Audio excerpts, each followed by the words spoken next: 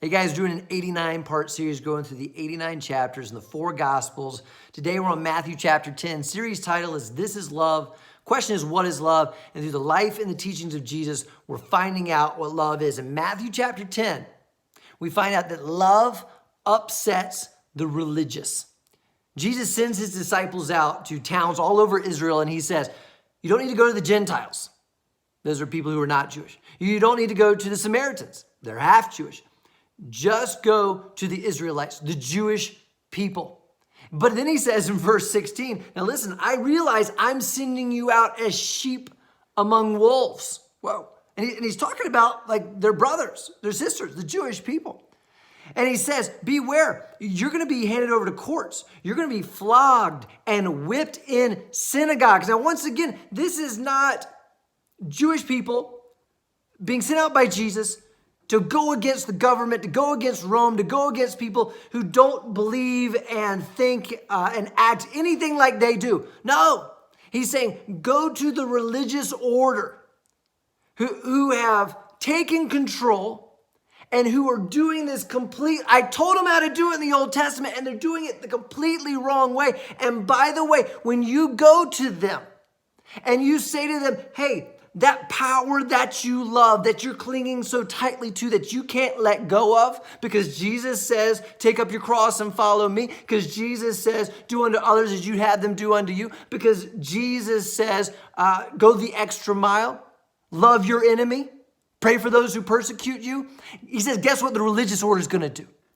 They're going to flog you. They're going to whip you in the synagogues. Once again, he was talking about the Jews. In the synagogues, you'll stand trial before governors, because you're my followers. This will be your opportunity to tell them about me, and you're going to be arrested, right? And he says, I'm going to speak for you, and brother's going to betray brother to the death. Father will betray his own child. He's talking about within the community, right? Not outside the community. What he's saying to us today is we don't need to get our focus on everybody who doesn't agree with us, doesn't believe like us. No, it's got to be inward. It's got to be saying, wait, churches, pastors, people who call yourselves Christians, how are we living? And that's the question. He's saying, no, you're going to be persecuted when you go to those people, because they're not going to like the idea of letting go of control. We'll end with that. He says, here's how you're supposed to act. You're supposed to go to those specific people, the religious, and here's what you're supposed to do. You can guess, you got to love them. You've got to love people really well. He says in verse 39, this is the culmination. If you cling to your life, you will lose it.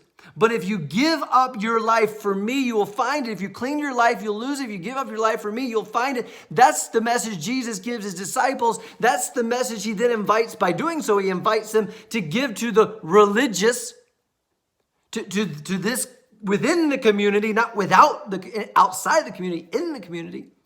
And that's why they're going to get persecuted, because love upsets the religious. Love upsets the religious order, because love says, let go. Stop clinging to the power. Stop clinging to the privilege. Stop trying to control, manipulate, and hold on to everything. And instead, lay down your life. That's what Jesus did. That's what Jesus preached. That's what Jesus invites us to do. And that's where the power of love is released. And that's why love upsets the religious.